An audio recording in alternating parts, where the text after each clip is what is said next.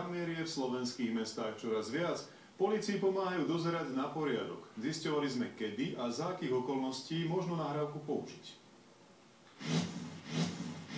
Košická polícia aktuálne hľadá zlodeja na bicykli, ako aj podvodníčku z banky. Obok zachytili priemyselné kamery. Zverejnenie záznamu kriminalistom pomôže páchateľa nielen vypátrať, ale aj usvedčiť pred súdom. Ak je identifikovaný dátumom, časom a samozrejme aj z pohľadu kvality je použiteľný. Polícia takto v krátkom čase vypátrala muža, ktorý s nožom v ruke prepadol predavačku v potravinách alebo útočníkov z Nitry.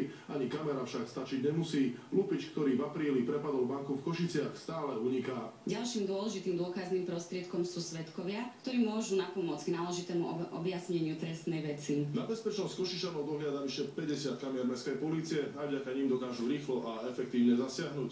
Mestská polícia Košice, prosím, ak zistíme, že sa deje nejaký priestupok, vyšleme hliadku, ktorá je najbližšie k danému miestu. Košickí mestskí policajti takto napríklad zadržali náhača pred domom svätej Alžbety alebo chuligána, ktorý sa vymočil na sochu Šándora Máraja. Priestor, ktorý je prístupný verejnosti, možno monitorovať iba za účelom ochrany verejného poriadku, bezpečnosti, odhaľovania kriminality a podobne. Monitorovaný priestor však musí byť jasne označený. Kamery by pomohli aj policajtom pri zásahoch. O ich nákupe uvažuje ministerstvo vnútra.